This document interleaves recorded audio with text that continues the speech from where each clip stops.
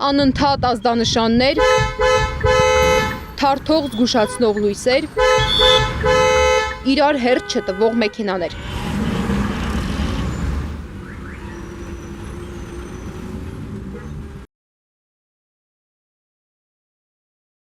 Քաղաքապետարանը փորձում է մեղմել խնդիրը։ Օրինակ դպրոցներում դասաժամերը սկսում են ավելի շուտ, որպեսզի առավոտյան երթևեկությունը որոշ չափով թեթևանա։ Սակայն ինչպես տեսնում եք, այս քայլը դեռևս չի լուծել խնդիրը։ Պարզվում է, ճանապարհային խցանումները միայն Երևանի խնդիրը չեն։ Աշխարհի շատ երկրներ տարիներ շարունակ տարբեր մեթոդներով փորձում են կարգավորել երթևեկությունը։ Դրանցից մեկը մուտքի վճարի սահմանումն է առավել ծանրաբեռնված հատվածներում։ Այս մոտեցումն առաջին անգամ կիրառվել է Սինգապուրում դեռևս 1975 թվականին։ Քաղաքի կենտրոն մուտք գործելու համար վճար սահմանելուց հետո պարզ դարձավ, որ երթևեկությունը կարող է իրականում կարգավորվել։ Հետագայում այս փորձը որդեգրեցին նաև Լոնդոնը, Լոս Անջելեսը, Փարիզը և Նյու Յորքը։ Համակարգը գործում է հետևյալ կերպ։ Ճանապարհներին տեղադրված կարմիր նշանները վարորդներին նախապես տեղեկացնում են, որ նրանք մտնում են վճարովի գոտի։ Սա հնարավորություն է տալիս ընտրություն կատարել, շարունակել երթևեկությունը,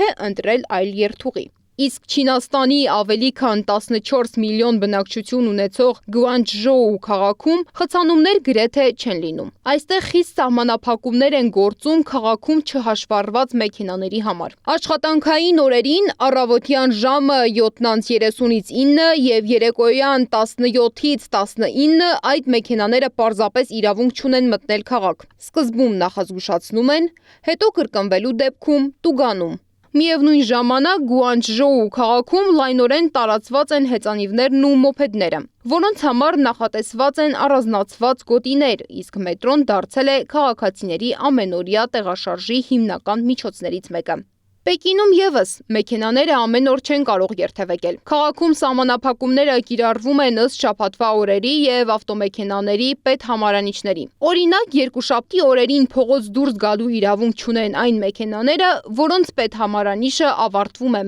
1 կամ 6 թվերով։ Կարգը խախտելու դեպքում նախատեսված է 100 յուան տուգանք, որը կրկնվում է յուրաքանչյուր 3 ժամը 1, եթե մեքենան շարունակում է երթևեկել արգելված օրը։ Այս սահմանափակումները չեն վերաբերում կանաչ համարանիշներին, այսինքն էլեկտրական մեքենաներին։ Եվրոպայում խնդրին մոտենում են համակարգված։ Գերմանիայում հասարակական տրանսպորտը գործում է ճշգրիտ ու վստահելի, ճանապարհներն ընդարձակ են և հարմար։ Բացի այդ, մարդիկ աշխատանքի գնում են տարբեր ժամերի, որպեսզի բոլորը միաժամանակ փողոցներ դուրս չգան։ Իսկ Փարիզում վարորդներին խրախուսում են ավելի հաճախ օգտվել հասարակական տրանսպորտից։ Քաղաքի գլխավոր մայրուղիների մի մասը հատկացված է ավտոբուսներին, իսկ անձնական մեքենաների համար տարածքը սահմանափակ է։ Դանիայում լուծումն ավելի պարզ է։ Բնակչության մոտ 20%-ը նախընտրում է հեծանիվը։ Ֆինլանդիայում, ԱՄՆ-ում և մի շարք այլ երկրներում կիրառվում են տեխնոլոգիական լուծումներ։ Ճանապարհային խցանումները վերահսկվում են բջջային հեռախոսների տվյալների միջոցով։ Եթե որևէ հատվածում մեծ թվով սարքեր են լինում, համակարգը դա ճանաչում է խցանում,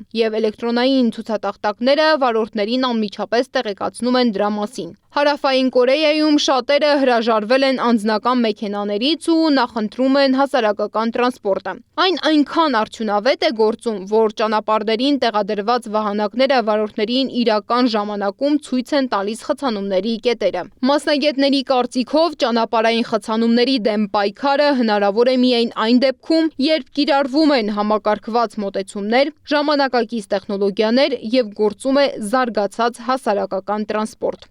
Սվետլանա Պետրոսյան, Անդրանիկ Մանսուրյան, ABC Media։ Բաժանորդագրվեք YouTube-ի մեր ալիքին, հետևեք մեզ Facebook-ում, Telegram-ում, Instagram-ում, TikTok-ում, WhatsApp-ում կամ այցելեք մեր պաշտոնական կայք www.abcmedia.am։